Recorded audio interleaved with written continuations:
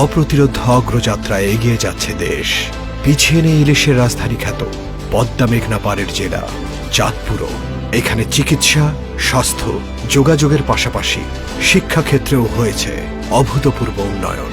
আর এসবের নেপথ্যে ছিলেন জেলার কৃতি সন্তান। তিনি পরম যত্নে ঢেলে সাজিয়েছেন নিজ এলাকাকে। শিক্ষানীতি পাই আমরা 2022 সালে এসে আমাদের একটা নতুন জাতীয় শিক্ষাক্রম শুরু। আমাদের শিক্ষার্থী যারা কর্মজগতে প্রবেশ করবে হতে পারে, সে লক্ষ্যেই আমাদের এই নতুন শিক্ষাক্রম।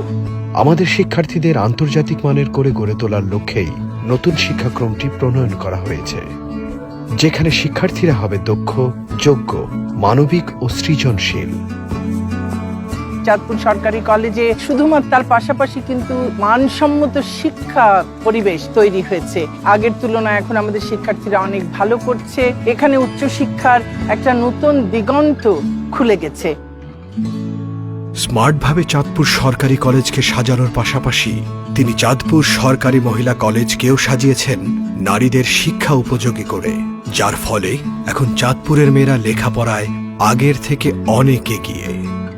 একই সাথে তিনি প্রাকৃতিক পরিবেশে সাজিয়েছেন চাঁদপুরের ঐতিহ্যবাহী শিক্ষা প্রতিষ্ঠান পুরানবাজার ডিগ্রি কলেজকে। আমাদের এই কলেজটা নানান রকমের গাছ এবং এই যে পরিবেশটা একেবারে ডাকাতিয়ার এখানে 7 মার্চ চত্বর আমরা করেছি। এখানে এই যে বঙ্গমাতা চত্বর আছে।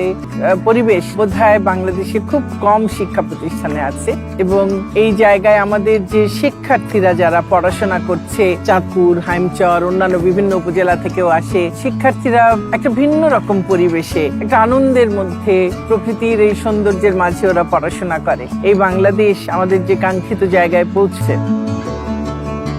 সারা দেশের ন্যায় চাঁদপুরের শিক্ষাক্ষেত্রে চাঁদপুর ও হাইমচরের 232টি প্রাথমিক বিদ্যালয়, 9টি কলেজ, 64টি মাধ্যমিক ও উচ্চ বিদ্যালয়, 43টি মাদ্রাসার ভবন নির্মাণ ও মেরামত করে প্রমাণ করেছেন তিনি কাজ করেন মানুষের জন্য, এগিয়ে যাওয়া বাংলাদেশের জন্য।